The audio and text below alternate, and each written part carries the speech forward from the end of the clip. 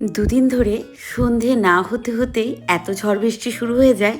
তাই আজকে যখন বাড়ি থেকে বেরিয়েছিলাম তখন ঠিকই করে গেছিলাম যে এই কাজটা সবচেয়ে বেশি দরকার সেটাই আগে করব। যেমন ভাবনা ঠিক তেমন কাজ, সব কাজ তো কমপ্লিট করতে পারলামই না।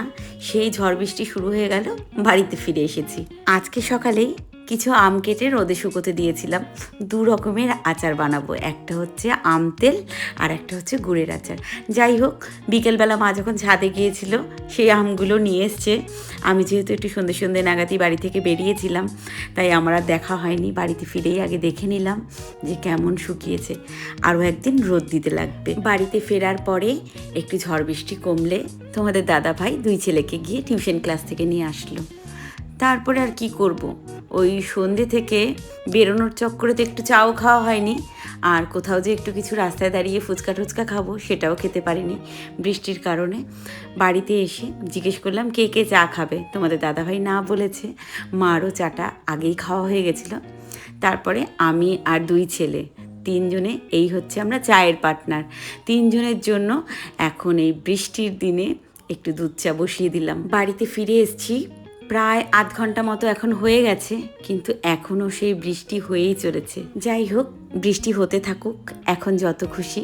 আর এই চাটা খেতে খেতে বরং আমরা বৃষ্টিটা ভালোভাবে এনজয় করি। অবশ্য কয়েকদিন ধরে যা গরম পড়েছিল, তাতে করে এরকম একটু ঝড় বৃষ্টির দরকারই ছিল। কি বলো, এই দুদিনের বৃষ্টিতে আমাদের সবাইকে একদম ঠান্ডা করে দিয়েছে। আমি কিন্তু এই চায়ে বিস্কিট ডুবিয়ে ডুবিয়ে খেতে ভীষণ পছন্দ করি। আমার মতো তোমরা কে কে এমনটা খেতে পছন্দ করো কমেন্টসে জানিও। তোমাদেরকে আমার আরও একটা ভালো খবর দেবার আছে। আমার বড় ছেলে তো এবছর আইসিএসসি দিয়েছে, তো যাই হোক গতকাল রেজাল্ট আউট হয়েছে, আরও কিন্তু খুব ভালো রেজাল্ট করেছে। যাই হোক, আমরা সেই কারণেই কালকেতে হঠাৎ করেই প্ল্যান করেছি যে চাকলাতে যাব লোকনাথ বাবার কাছে পুজো দিতে। মা আমাকে এখন বলল তুমি যাও, শাড়ি ব্লাউজ এগুলো বার করতে থাকো, আমি বরঞ্চ রাতে রান্নাটা করে ফেলি। আজকে রাতে সেরকম কিছু রান্না করারও নেই। আজকে অন্যরকম প্ল্যান ছিল, প্ল্যানটা পুরোই ঘুরে গেছে জানো। আজকে প্রথমে প্ল্যানিং ছিল একটু বেরোবো, তারপরে শপিং করার আছে, সেই সাথে একটু মাটন আনার কথা ছিল, কিন্তু এই ঝড় বৃষ্টির চক্করে কিছুই করা হয়নি। তাই আজকে রাতে সেদ্ধ ভাতই খাওয়া হবে। আর ভাবলাম কালকে যখন পুজো দিতেই যাব, তবে একটু সেদ্ধ ভাতই খাই, সেটাই ভালো। এই শাড়ি বার করতে আসলে হয় একটা বড় সমস্যা আমার, সেটা হচ্ছে ব্লাউজ নিয়ে।